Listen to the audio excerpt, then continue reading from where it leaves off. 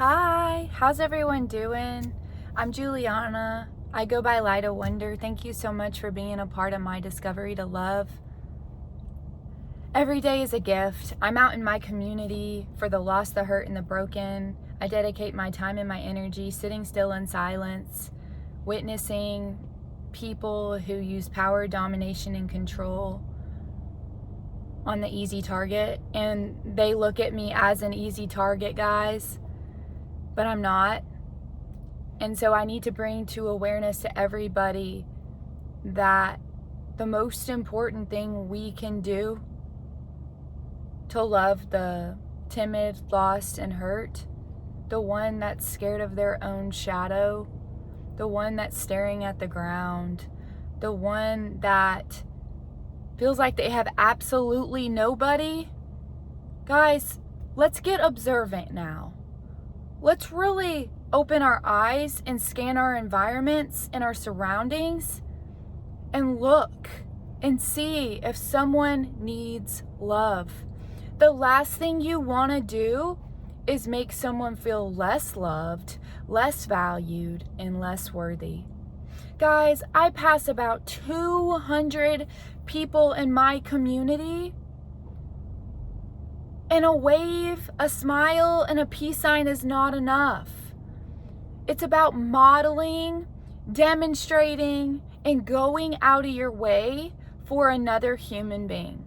Offering them a drink, offering them lunch, offering them money, offering them abundance for being a human being. Many of you guys have been making me prove my value to you, and I'm slowly losing respect. I don't take it personally, but I do want you to know I spent 20 years of my life proving my value, and I will never prove my value to you again. So you're telling me you do not see your own value when you're making me prove my value. I am cherished, I am adored, and I am valued deeply, respected deeply by most of the people in my community. But if my imagination, creativity, and inspiration will be taken for granted with no reciprocity, eventually her gift goes back into her heart and will be cherished from within. She is perfectly content sitting all alone, grateful to be alive. But what she's learned on her journey is you only want to pour out so much love to a taker, and then you have to shut it down. People who act entitled, ungrateful, disrespectful, and self-absorbed, I am not out there inflating their ego. Heck no.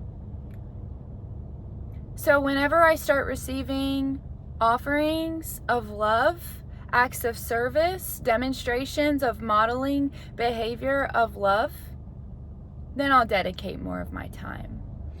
Most of my community puts on a performance of love. They aren't actually love.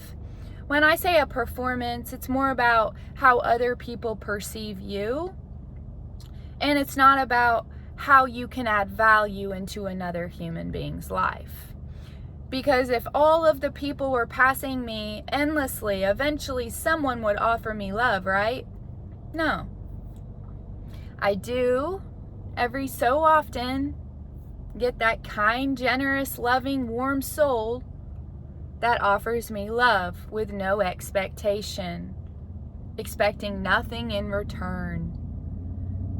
If it wasn't for those people, I would have never learned my value. So I want everyone to know my hands are open to receiving all the blessings, all the treasures, all the snacks, because my nervous system is safe to being given love and receiving love. So when you guys start giving generously, I start giving generously. Giving, receiving. Giving, receiving. The more generous you are, the more generous I am. It's important to put your money in the hands of somebody that can make good use of it. There's someone called a found cause. They've balanced their nervous system. They feel safe to give and receive love. I try to give so much love out in my community, and most of the people don't have a balanced, grounded nervous system in order to receive it. They take it as a fear. They take it as expecting something in return. And I used to think this way. I used to not feel safe to receive. I used to not feel safe to give love. It takes you retraining, rewiring, and now inspiring. And I'm finding out I'm inspiring a lot of people. I say that with humility, guys. I'm seeing so many people exploring spreading smiles and love and laughter in the community, exploring the imagination, creativity, inspiration, starting businesses, starting YouTube channels, and like giving people the courage to stand alone, understanding love has been free this entire time, and that they don't have to prove their value to anyone, and they can be whoever they want to be. They can be silly, they can be goofy, they can be playful, and they can still be loved. The problem is they were surrounding themselves with people who were not comfortable in their own skin. People who are comfortable in their own skin aren't going to tell you want to be careful how you present yourself. I had a lady try to give me advice the other day, and I was like shutting it down immediately because I'm like, first of all, I didn't even ask for this lady's advice. Second of all, that's the last thing I'm focused on, is worrying how I present myself. I'm focused on how I can make a difference in someone's life in a present moment reality. I'm not worried how people perceive me. We can't make a difference if we're worried about how other people perceive us. That's a performance, and I want nothing to do with it. When you go out of your way and you try to force and pressure Jesus onto me, it's the last thing I want. When you try to control, pressure, guilt trip me into believing in Jesus, that's the last thing that's attractive to me. The person that's been attractive to me is a quiet, silent, generous, compassionate, empathetic love that puts themselves in other people's shoes.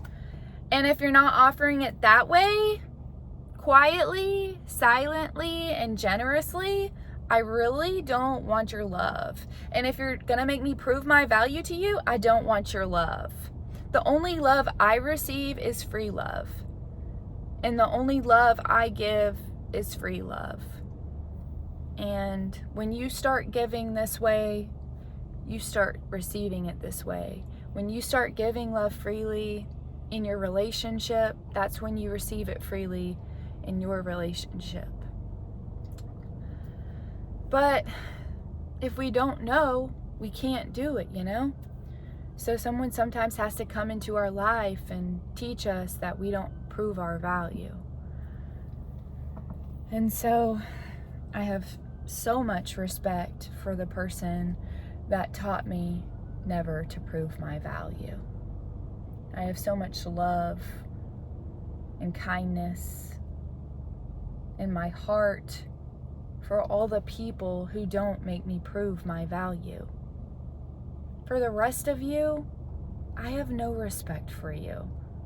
When you feel sorry for me and pass me, offering me no love, making me feel more valuable, more loved, more worthy, more deserving, when you decide to make me feel more worthy, more valued, more loved, and more deserving, then I've gained respect for you.